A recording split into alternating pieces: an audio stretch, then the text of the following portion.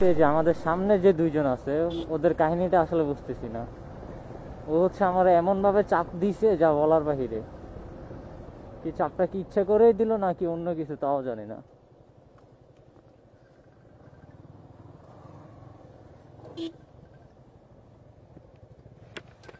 এটা কি ভাই? এ ভাই রূপগঞ্জে বাইক ডাকাতি, বিস্তারিত অনুসন্ধান ও বিশ্লেষণ। সহকর্মী ইমন চৌধুরী, স্টাফ রিপোর্টার। নারায়ণগঞ্জের রূপগঞ্জে মোটো ভ্লগার জিসান ও তার বন্ধু ফয়সাল হোসেনকে লক্ষ্য করে সোমবার বা বুধবার দিবাগত রাত ছিনতাই ও হামলার ঘটনা ঘটে রূপগঞ্জে ৩০০ ফিট সড়ক পার হয়ে ভুলতা গাউসিয়া রোড এলাকায়। ছিনতাইকারীরা একাধিক ব্যক্তির মোটরসাইকেল থামিয়ে ধারালো অস্ত্র কোপ দিয়ে হামলা চালায়।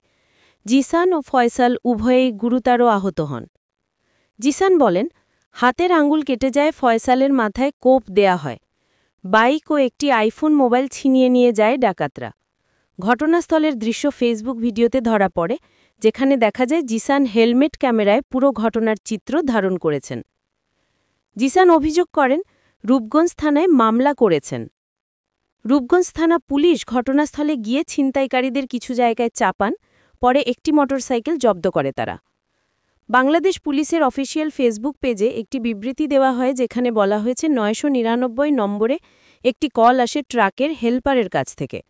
পুলিশ ঘটনাস্থলে দ্রুত পৌঁছে আহতদের উদ্ধার করে এবং ছিনতাই হওয়া মালামাল উদ্ধারে কাজ চলছে। সন্ধ্যা বা রাতের বেলা নিরাপত্তার অভাব, ঘটনায় প্রধান ভূমিকা রাখে আলো কম থাকা এলাকা ও কম টহল। দৌড়া দৌড়া যা লাগাই দে, দৌড়া দৌড়া, তুই দৌড়া যা লাগাই দে। যাস না ভাই, যাস না যাস না যাস না, যা লাগাই দে, যাস না। আমি আসি, আমি তোর ক্ষতিপূরণ দিব। নাম নাম নাম নাম নামে লাগাই দে, লাগাই দে। না না, যা যা।